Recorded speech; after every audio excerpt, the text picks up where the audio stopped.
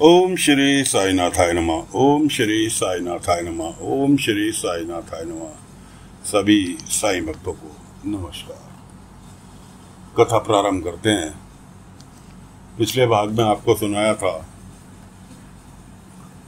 कि जुबान नाम का शख्स गांव में रहता है। उसकी बेटी की उम्र 12 वर्ष है, जो कि पढ़ना चाहती है।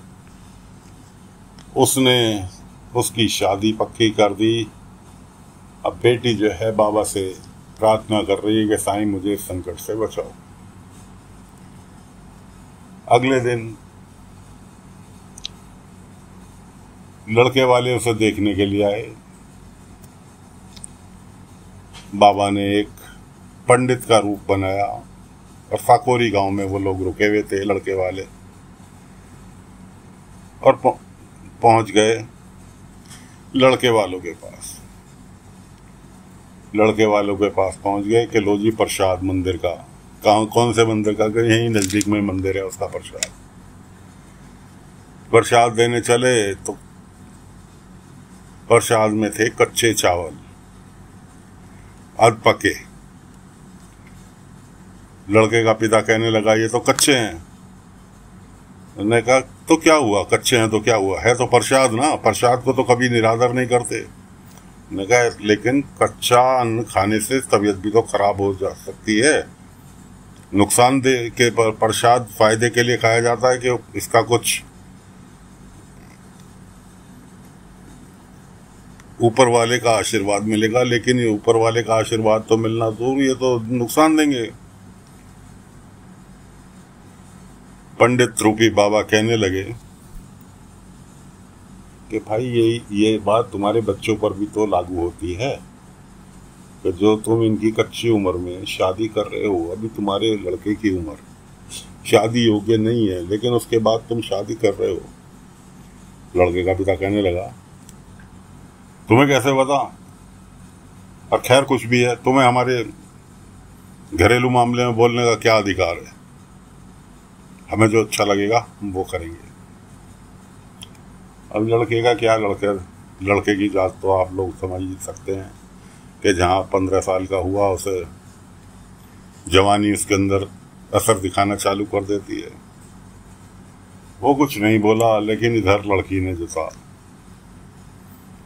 हर तरह से प्रयास जारी रखे कि किसी तरह उसकी शादी ना हो। अपने माँ से शिकायत करना, अपने बाप को समझाना, लेकिन कोई उसकी सुनने के लिए तैयार नहीं था।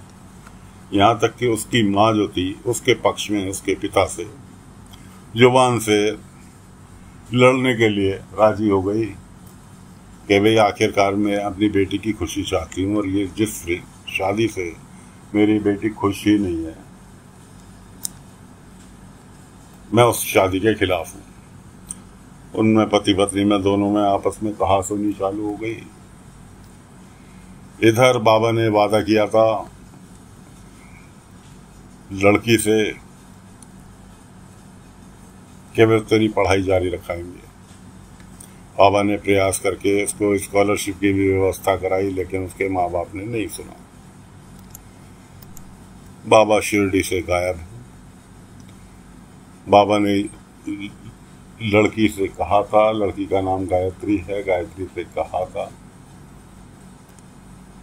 कि सुबह पाठशाला के लिए कि मैं खुद तुझे लेने आऊँगा मास्टर जी के साथ। लेकिन बाबा नहीं आए। वो बाबा का इंतज़ार करती रही। साईं आपने तो मुझे पाठशाला ले जाने के लिए आने के लिए कहा था, लेकिन आप कहाँ हैं? बाबा द्वारका माई में भी नहीं है।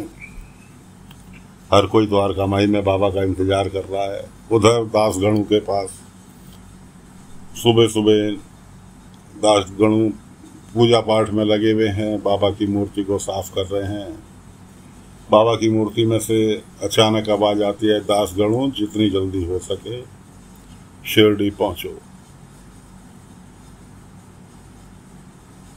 दासगणों चकित कि साईं का बुलावा, मेरे साईं का बुलावा, कि साईं मैं तो पता नहीं कब से आने की इच्छा है शिरडी, लेकिन जब तक आपका बुलावा नहीं होता, आप ही ने कहा है कि जब आना होगा, मैं तुम्हें बुला लूँगा। आपका बुलावा आया है तो मैं तो घड़ी की चौथाई में आपके पास पहुंचना चाहता हूँ। दास गणों लग गए जी शिरडी जाने की तैयारी में। द्वारका माई में सुबह से लेके शाम हो गई।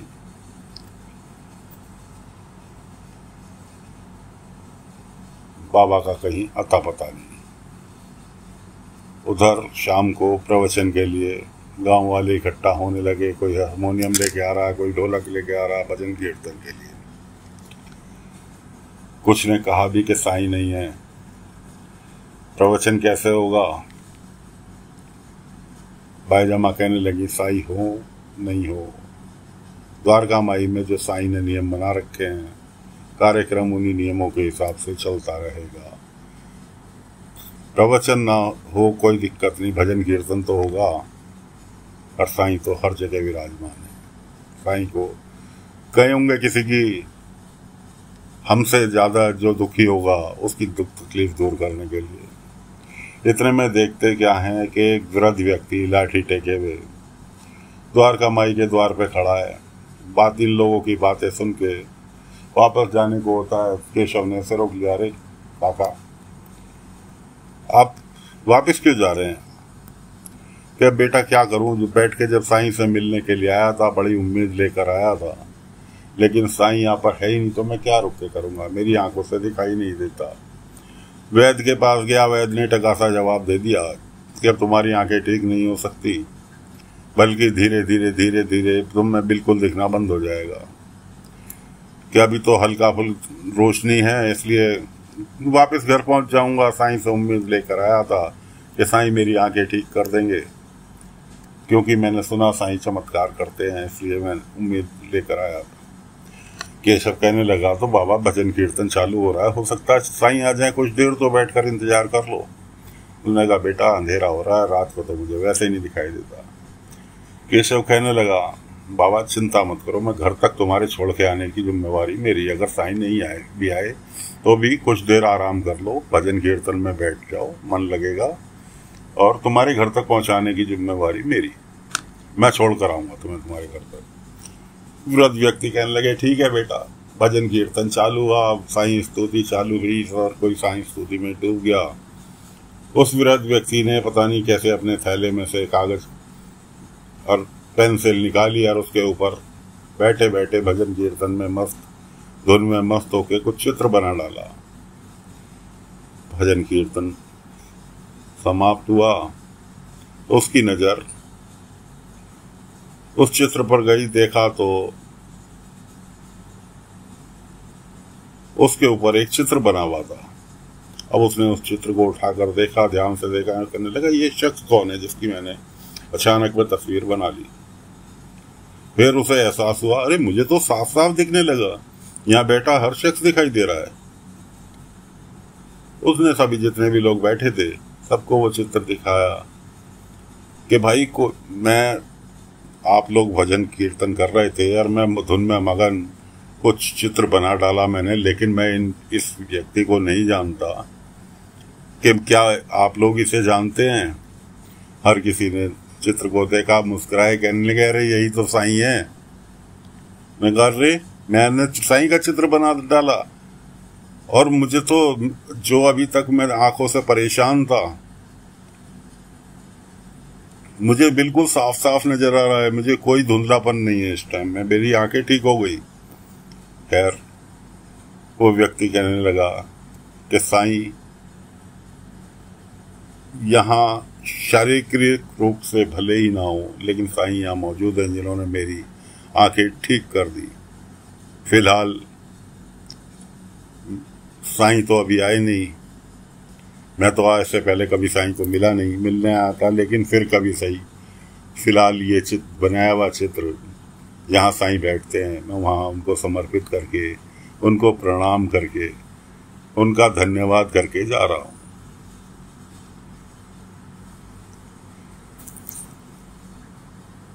खैर जी वो व्यक्ति तो निकल लिया। दूसरे दिन गायत्री को लड़के वाले देखने के लिए आए। जैसे लड़की देखते समय लड़के लड़की वाले बातें करते हैं, सारी बातें हुई। खैर उन्हें तो झेलने के बाद अगले दिन सुबह गायत्री वहां से निकल के, अपने घर से निकल के द्वारका माई में आके बैठ गई कि साईं कहाँ है। कि बेटा साईं तो पिछले 2 दिन से नहीं है। मेरे से तो साईं ने वादा किया था कि मैं तुझे इस शादी को होने से रोकूंगा। भाई जमा कहने लगी, देख तुझे तेरे से अगर साईं ने वादा किया है तो साईं अपना वो वादा निभाएगा। श्रद्धा सबरी रख, साईं तेरे साथ कुछ भी गलत नहीं होने देगा। तो साथियों, फिलहाल कथा को यहीं पर विराम दे रहे हैं। देखते हैं गायत्री की शादी बाबा कैसे रोकते हैं, किस तरह से रोकते हैं, किस तरह से उसे पढ़ाई की ओर बढ़ाते हैं। फिलहाल आगे की कथा अगले अंक में लेकर फिर हाजिर होंगे। तब तक के लिए आज्ञा दीजिए। ओम साई राम, ओम साई राम, ओम साई राम।